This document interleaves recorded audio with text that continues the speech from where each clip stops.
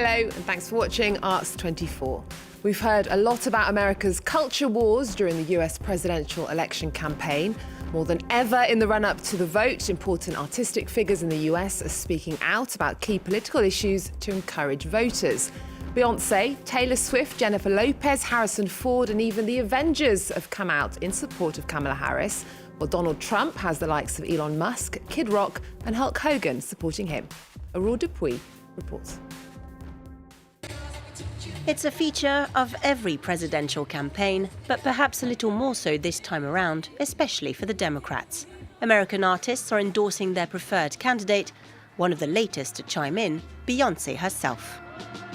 Please give a big, loud Texas welcome to the next president of the United States.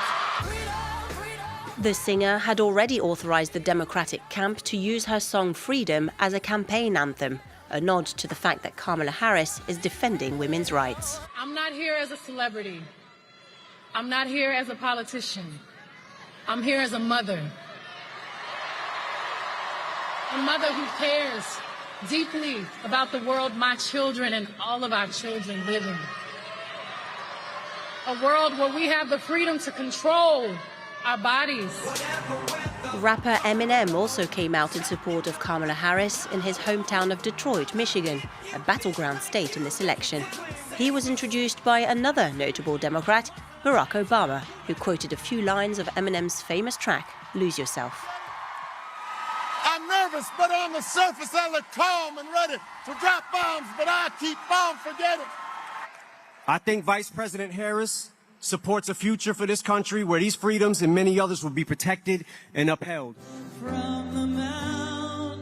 Lady Gaga, Bruce Springsteen, and John Legend have also appeared at rallies for the Democratic candidate. Kamala Harris knows these rights. Kamala Harris received a major boost in September when Taylor Swift broke her silence on the upcoming vote. I will be casting my vote for Kamala Harris and Tim Walz in the 2024 presidential election. I'm voting for Kamala Harris because she fights for the rights and causes I believe need a warrior to champion them. Donald Trump's having a bit more trouble finding artists to join his campaign. Jon Voight and Mel Gibson are among the rare actors to support him. After appearing with Kid Rock, the Republican candidate welcomed Tony Hinchcliffe to his rally in New York. The comedian has been in the spotlight after making a controversial joke about Puerto Rico. There's a lot going on. Like, I don't know if you guys know this, but there's literally a floating island of garbage in the middle of the ocean right now. Yeah. I think it's called Puerto Rico. Yeah. I think it's called Puerto Rico. Puerto Rican artists were quick to respond. Reggaeton superstar Nicky Jam withdrew his endorsement of Donald Trump. Bad Bunny joined Team Harris along with Jennifer Lopez and Ricky Martin in a very tight race where celebrity endorsements could sway the election. From the Godfather director Francis Ford Coppola to the Pulitzer Prize-winning author Colson Whitehead, Arts 24 regularly welcomes artists with something to say about the election race and candidates. So we've put together a medley of some of them for you. We start with the Iranian-Danish director Ali Abbasi, whose movie The Apprentice tells Donald Trump's origin story. When it premiered at the Cannes Film Festival in May, the former president threatened legal action, and it was extremely difficult to find a distributor in the US. It's in cinemas around the world now, including in America. There are two types of people. There are winners and there are losers. This is a movie about power. Through following Donald's development, through Roy's mentorship, you actually get to see how the American political, system is working. The first rule is attack, attack, attack. Rule 2, admit nothing. Deny everything. Rule 3, no matter what happens, you claim victory and never admit defeat. This election cycle is probably the most unpredictable that I've seen. You have, the huge misinformation campaign that both sides are actually waging against each other.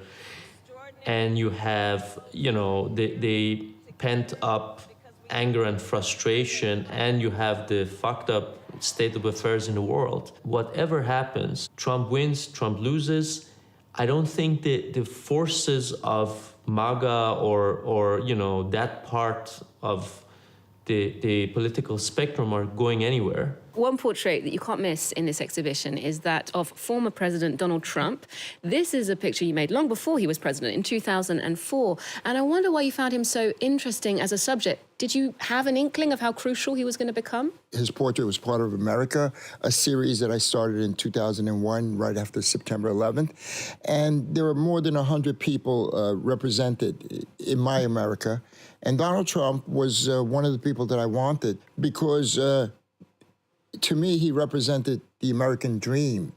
He was well known to Americans, you know, perhaps not in the best way. Sometimes he was known as a braggart. And although he represented the American dream for me at that point, you could say, some could say that now Donald Trump represents the American nightmare. Do you have a relationship with Vladimir Putin?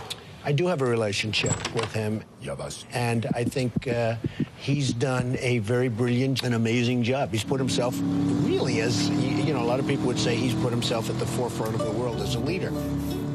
I got in a lot of trouble for that. A bunch of right-wing people started saying very bad things about me, death threats, things like that. And unfortunately, Trump says if he wins, he will get revenge on everybody who did bad things to him. So I'm at the top of his shit list for death. And so I hope he doesn't win. America's preparing for an election which could see the first black woman elected president. Do you think the country is there yet? Are they ready for this? I can't tell. So my answer in some ways is I don't know. Certainly people are talking about the fact that she's a black woman, but it's almost as though her identity, the specifics of her identity, are somehow dwarfed by the outsized nature of the threats that her opponent poses.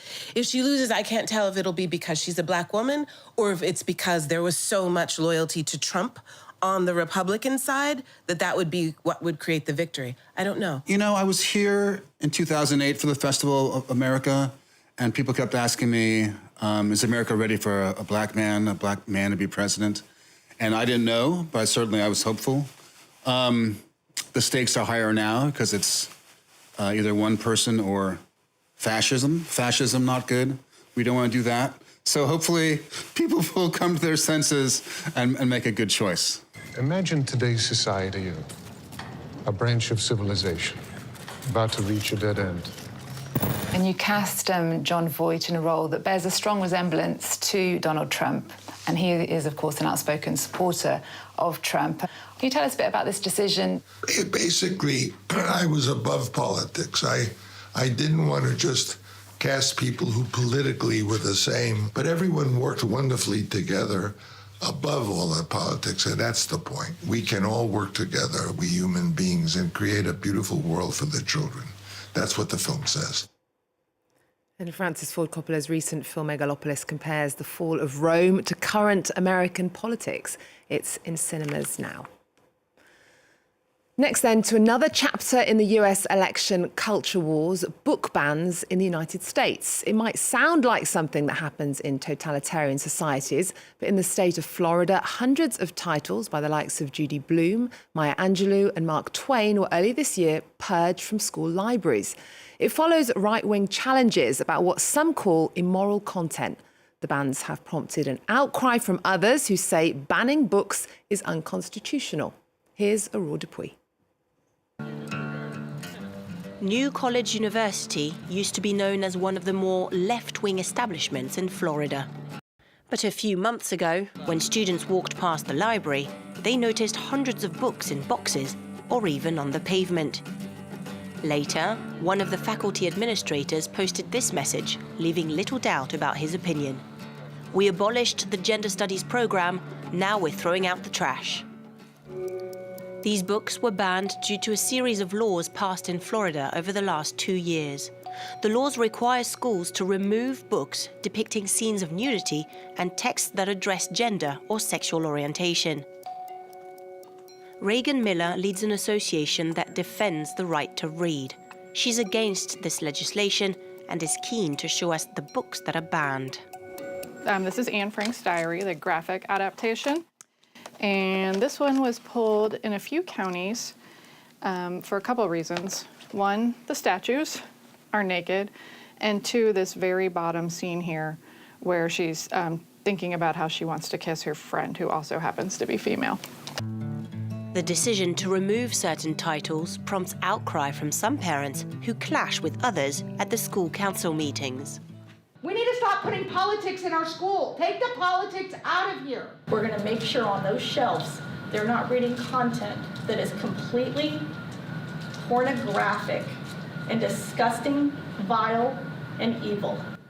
The school administrator refused to answer our questions. She has the backing of an ultra-conservative group whose members, the women wearing blue T-shirts, have had hundreds of books banned. Mums for Liberty was founded almost 4 years ago. It has over 100,000 members and the support of former President Donald Trump. This is so important. The job you've done is incredible, really, and it's an honor to be here. Thank you.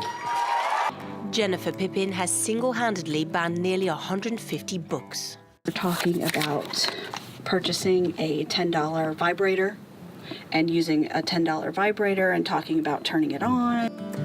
The organization has had a number of bestsellers pulled from the shelves.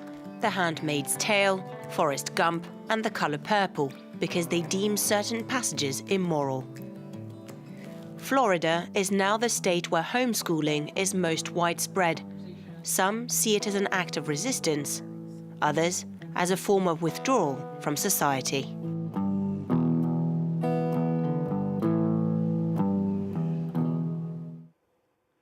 Well, just before we go then, will.i.am has released a new single, Yes, She Can, to show his support for Kamala Harris. We'll leave you with that. Thanks for watching. Stay tuned to France 24, France 24 for all your US election coverage. And we say, yes, she can. And we say, yes, she can. And he say, yes, she can. And she say, yes, she can. And they say, yes, she can. And we say, yes, she can. Yes, she can. Yes, she can. Yes, she can. Yes, she can.